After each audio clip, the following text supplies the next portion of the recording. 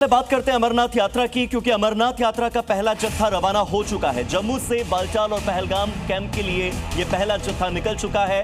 3 जुलाई से आधिकारिक शुरुआत होने वाली है और ऐसे में पहला जत्था जम्मू से रवाना हो चुका है। 57 दिनों तक अमरनाथ यात्रा चलने वाली है।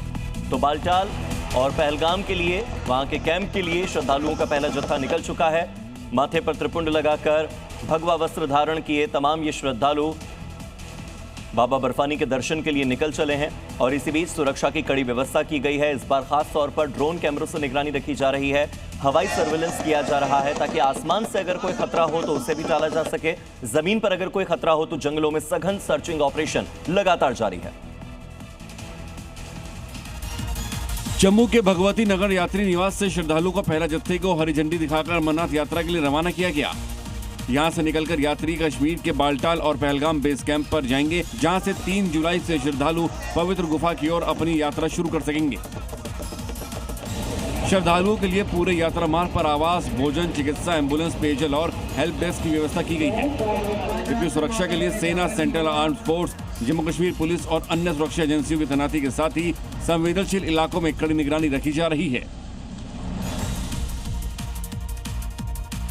जम्मू कश्मीर में बारिश का अलर्ट जारी हुआ है और बारिश को लेकर ऑरेंज अलर्ट जारी किया गया है। बड़ी खबर सामने आ रही है जम्मू कश्मीर से, जहां पर आंधी और तूफान के साथ बारिश की संभावना है। यानी कि अब मॉनसून दस्तक दे चुका है और ऐसे में क्योंकि पहाड़ी इलाका है तो बहुत सी ऐसी जगह है जहां पर लैंडस्लाइड की भी संभावना है। लोगों को एहतियातन उनके घरों के अंदर रहने की हिदायत दी गई है, नसीहत दी गई है, क्योंकि आंधी और तूफान के साथ बारिश आ सकती है। इस तरह का ऑरेंज अलर्ट IMD ने जम्मू कश्मीर के लिए जारी किया है।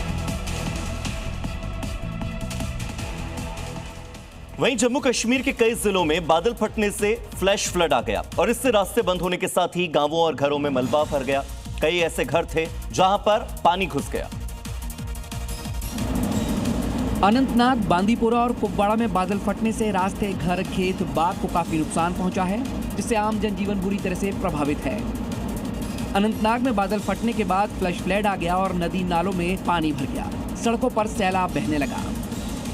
जहां बादल फटने से हादसे भी हो रहे हैं, अनंतनाग में आए फ्लैश फ्लड में ट्रक बह गया। अनंतनाग के बाद ही बांदीपुरा में भी बादल फटने से रोड पर पत्थर आ गए और मलबा आ गया और रास्ते बंद हो गए, जिसकी मरम्मत का काम जारी है। कुपवाड़ा में भी बादल फटने से मूड़ी चरीजाब इलाके में काफी बर्बादी हुई है। इलाके को काफी नुकसान पहुंचा है। गर्मी और तपिश की वजह से हल्कान और जम्मू कश्मीर में अब जब मानसून की एंट्री हो चुकी है तो वो तबाही के साथ हुई है।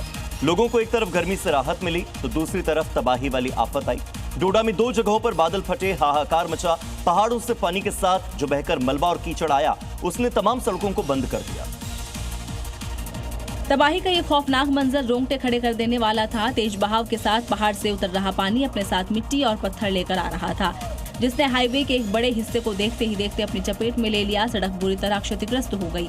सड़क बंद हुई तो दोनों तरफ गाड़ियों की लंबी कतारें लग गई। स्थानीय लोगों ने सीटी बजाकर दूसरी तरफ के लोगों को अलर्ट किया। पानी का तेज बहाव और मलबे के बीच आगे आना संभव नहीं था। लगातार बारिश से भूस्खलन और सड़क संपर्क बाधित होने की आशंका और बढ़ गई है। लेकिन मौसम की स्थिति में सुधार होने के बाद ही सड़कों की बहाली का काम शुरू हो पाएगा।